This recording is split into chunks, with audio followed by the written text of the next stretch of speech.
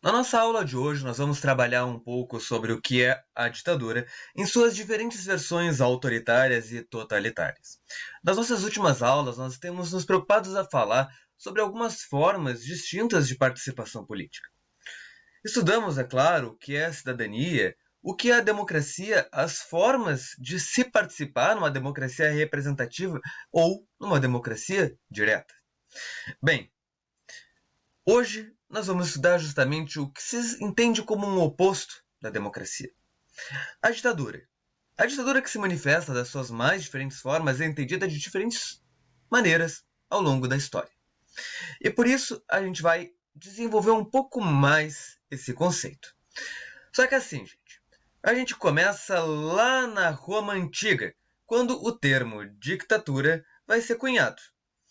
Esse termo, então, ele se referia a uma espécie de um governo excepcional, convocado pelo Senado com um tempo premeditado, mas justamente para que fosse resolvida uma situação de crise, especialmente uma guerra civil ou alguma tensão política muito exacerbada que não poderia ser resolvida diplomaticamente, em termos como a gente usa diplomaticamente no dia a dia, né, no cotidiano.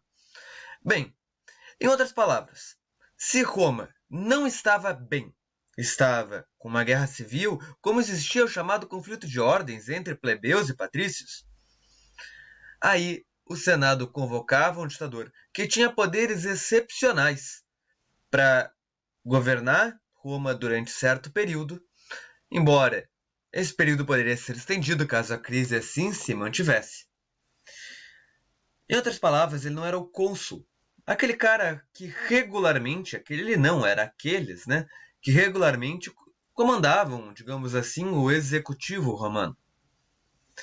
Também não era alguém com poder divino, não era alguém que deveria passar esse poder para um filho, nem nada do tipo. Era nomeado e tinha limites delimitados pelo próprio Senado. Em outras palavras, a ditadura era permitida legalmente, pelo menos ao longo de parte da história romana. Com o tempo, é claro que esse conceito vai se transformar. Na Idade Moderna, quando a gente vai ter já na sua finaleira, a chamada Revolução Francesa, a primeira Revolução Francesa, nós temos a ascensão dos jacobinos e de outros grupos com a Convenção Nacional, que vão começar a falar lá por volta de 1793 na chamada ditadura revolucionária. Em outras palavras, a ditadura revolucionária ela surge, de certa forma, para que não se tenha um limite previsto. Ela surge para manter a força da revolução. Ela quebra com aquela Constituição ou com a falta de uma Constituição anterior para organizar um novo regime. Esse novo regime, por sua vez, enfim, ele pode ou não decair para uma visão mais repressiva, enfim, do seu entender de revolução. A Convenção Nacional ela vai ver a ascensão dos jacobinos que vão praticar o chamado terror, né? O período do terror com Robespierre. E depois, quando a gente tem o fim da Convenção Nacional e a ascensão do governo do diretório, que aí é com os girondinos, o grupo à direita de uma burguesia mais enriquecida, a gente vai ter o chamado terror branco. Também são revolucionários, mas são num outro espectro político. Bem, então, notem o seguinte, a ideia de ditadura variou. Não é aquela nomeada pelo Senado. Não é aquela com um tempo previsto para acabar. Não é aquela em que se define que ela só vai surgir por conta da crise.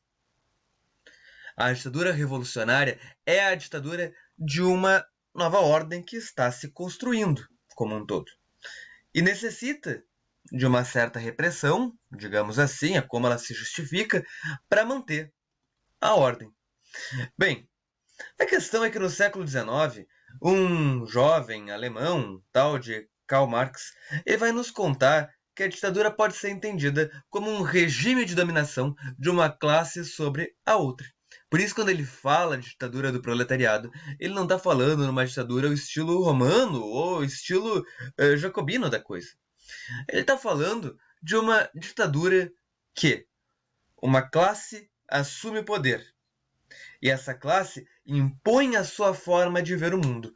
Não apenas impõe em termos de valores, mas impõe também em termos de leis. Impõe em termos daquilo que é ou não aceitável. Em outras palavras, a ditadura do proletariado ela deveria ser um momento na história em que se serviria de transição para um outro sistema, né? O comunismo. E a ditadura do proletariado seria um momento em que a burguesia seria sim suprimida e que o proletariado faria valer, né, os seus valores, valer leis, enfim, ao seu favor. Porque o proletariado era a maioria, ou ao menos se entendia que seria a maioria. Do mesmo jeito que a democracia liberal, como a gente conhece, Karl Marx entendia como a ditadura da burguesia, em que se faz valer os preceitos da burguesia. Notem, Karl Marx nunca falou em repressão como a gente fala, né? Que talvez ele tivesse falado.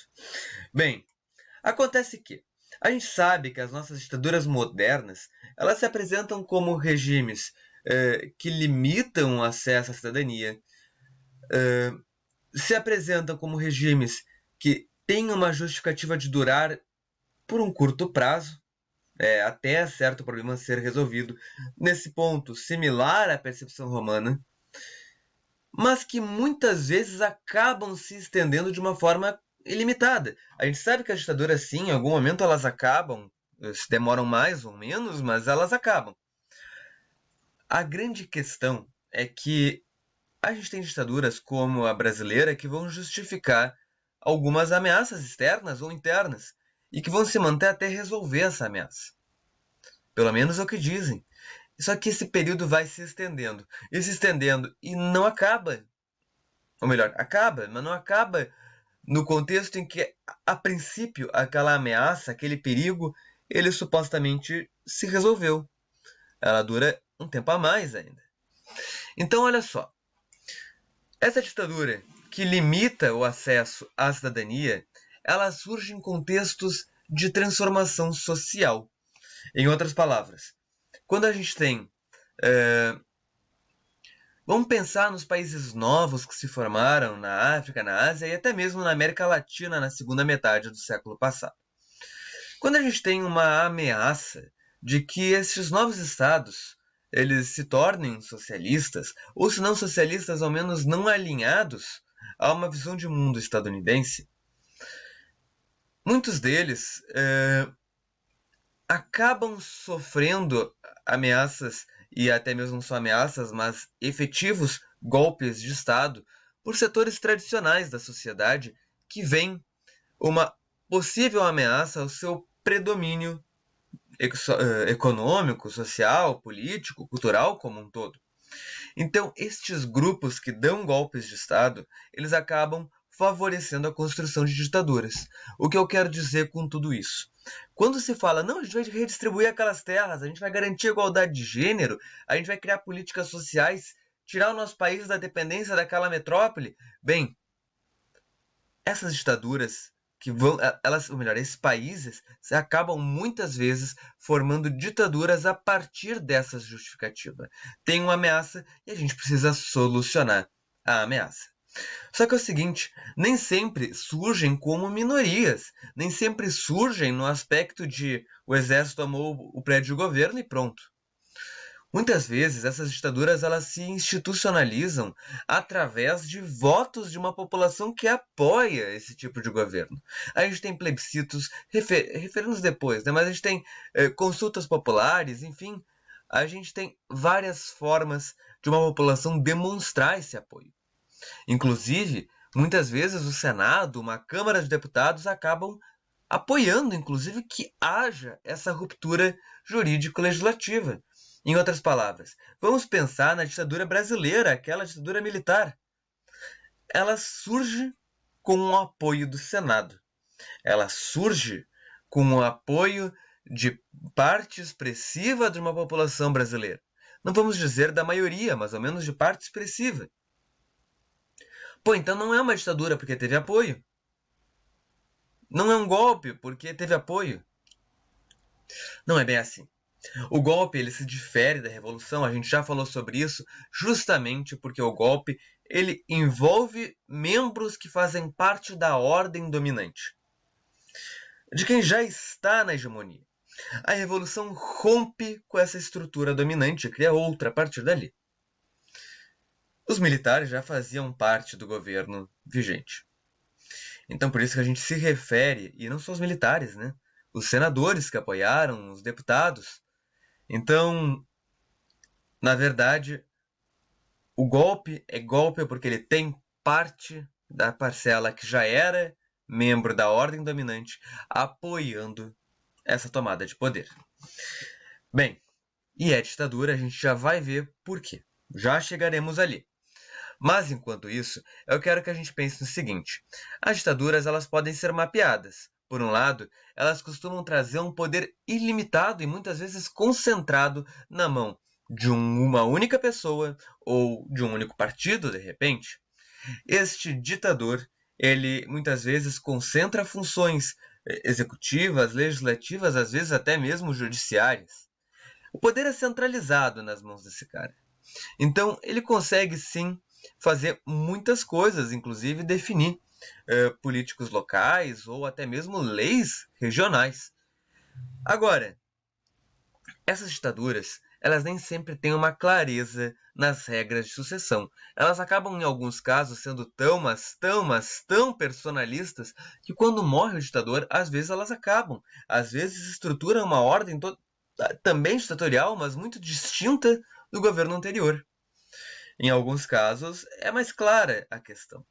Existem eleições indiretas, existem nomeações por parte de alguma instituição, de algum órgão. Bem, no Brasil, por exemplo, a gente tinha eleições indiretas. Agora, olha só, ditaduras como um todo se caracterizam, é claro, pela restrição na participação popular no poder. Em outras palavras, as eleições muitas vezes não são para todos participarem. Em alguns casos, só certos partidos são legalizados, ou até um. Em outras situações, os sindicatos ou eles obedecem ao governo, ou eles simplesmente são tidos como ilegais. Greves, outras formas de manifestações, são reprimidos com força policial, sim. Então, reparem, o poder é concentrado, nem sempre temos clareza na sucessão. E, claro, a população não participa das decisões. Mas aí vem alguns pontos curiosos. Tá? Essa população ela não apenas não participa, mas ela acaba tendo direitos individuais negados, como direitos de deixar o país, direitos de se expressar, direitos de ter acesso a uma educação de qualidade, a serem atendidos, sei lá, por forças de segurança que, caso sofram algum tipo de violência, ou até mesmo de iniciarem um processo jurídico contra o próprio Estado, se for o caso. Esses direitos eles não são apenas direitos políticos, são também direitos civis, direitos socioeconômicos. E claro, as ditaduras como um todo, elas se estruturam com violência e com censura política. Em outras palavras, eu não posso, muitas vezes, criticar o governo, porque isso pode dar ruim para mim. O meu livro, meu artigo ou o meu discurso podem ser censurados. A ditadura ela se caracteriza dessa forma. Ela inibe, ou ao menos atenua, a crítica. Eita, bati na câmera. A crítica ao seu próprio governo. Bem, a questão, gente, é que olha só. O ditador, ele detém sim de autoridade. Ele se assume como um representante direto da vontade popular. Notem, ele afasta a população da decisão. Mas ele se justifica como alguém que está ali porque a população quis, e ele está representando os interesses da população. Assim como um governante eleito democraticamente provavelmente também faria. Mas o ditador ele vai dizer que ele não precisa de intermediários, que o Congresso atrapalha o contato dele com o povo, ou que os sindicatos eles muitas vezes não ouvem a vontade dos próprios trabalhadores. Mas este cara, sim. Então, esse ditador, como é o caso, por exemplo, do Getúlio Vargas, utilizaram né, ele utilizou, né, no singular, vamos ter concordância aqui, meios de comunicação para que eles servissem aos seus próprios interesses. Em programas oficiais de rádio, de TV, em pôsteres, em outros, dizia que estava falando direto com a população. Não estava falando com outros políticos, com diplomatas, com seja quem for, estava falando com o povo. Essa é a grande justificativa. Esse ditador, ele se identifica com uma causa que a população apoia, como, por exemplo, apoiar uma ditadura do proletariado ou, muito pelo contrário, ser contrário a uma ameaça comunista. Em alguns casos, se identifica com um partido, às vezes ideologicamente organizado, como é o caso dos movimentos de esquerda, que acabaram recaindo em ditaduras, ou não. Às vezes a gente tem partidos também de direita, temos ditadores que sequer têm partido definido e até, em alguns casos, proíbem partidos, mas eles se identificam, sim, com um motivo, tem um motivo para eles estarem ali. Bem, no Brasil nós tivemos 3 momentos ditatoriais ao longo de nossa história.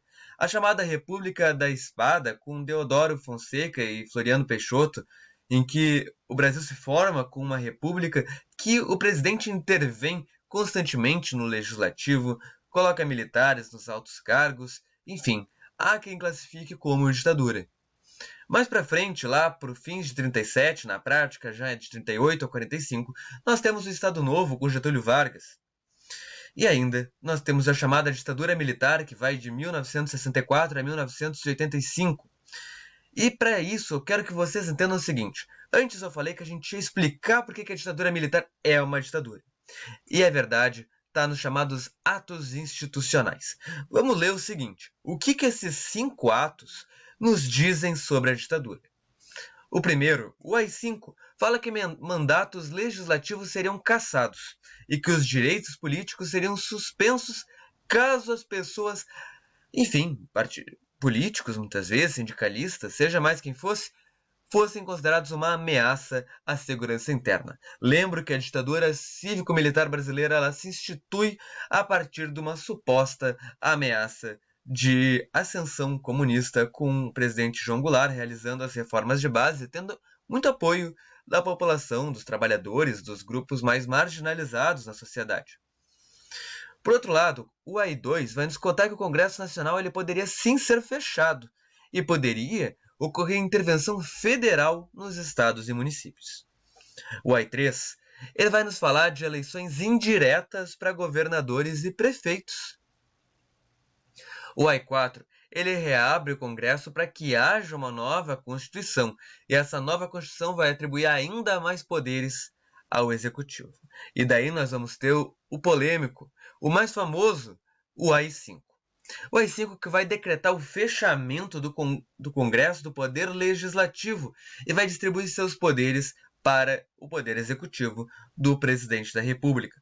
Vai decretar também intervenção federal e, claro, a suspensão de direitos políticos. No contexto do AI-5, em fins dos anos 60, a gente tem um Brasil que, olhem o curioso, por estatísticas oficiais dos próprios Estados Unidos, sobre medição de ditaduras naquele contexto, era tido como mais repressivo que o próprio governo soviético, que então estava com Khrushchev, e no momento de degelo, momento de abertura. Então, a ditadura militar surge para inibir uma espécie de União Soviética brasileira, quando acaba sendo até mais repressivo que ela. Bem, então, seguindo adiante, gente, nós temos ditaduras que se manifestam como autoritárias. O autoritarismo ele varia, na verdade, da ideia da legitimidade de uma autoridade que está, de alguma forma, prejudicada, está corrompida. O ditador ele não é, hoje, eleito, ele não é eleito pela maioria da população, ele não respeita, em alguns casos, atributos constitucionais, pelo menos o primeiro, né, quando depois a gente tem constituições que legitimam, é diferente. Essa autoridade ela vai combater de forma violenta, de uma forma coercitiva, quem se opõe a ela. Vai concentrar poder nas mãos do líder, nas mãos do partido, nas mãos de um conjunto de pessoas que fazem parte desse bloco hegemônico, de hegemonia que está em situação de poder. Então, a ditadura autoritária, ela despreza, ela trata de forma depreciativa aqueles que estão abaixo do ditador na hierarquia. Em outras palavras, os deputados apenas devem cumprir o que o ditador quer, eles não devem limitar o poder do ditador. Outros cargos devem fazer valer a ordem dessa ditadura. O autoritarismo é um governo em que, mesmo que a legitimidade seja corrompida, a autoridade se faz valer. A autoridade, notem, ela sempre se faz valer. Senão não é autoridade. Então, é o seguinte.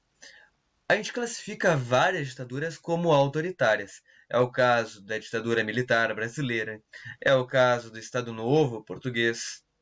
É o caso de algumas outras, como o governo do Franco na Espanha. Bem, mas existe um outro tipo de ditadura. Aquela que nomeamos de totalitária. A ditadura totalitária eu já falei em outras aulas, mas vamos recapitular. É aquela que garante uma forma de dominação que não se limita apenas a destruir a participação política do indivíduo. Vai isolar ele da vida pública. Vai destruir ele dos laços de identificação com seus grupos, com as instituições que então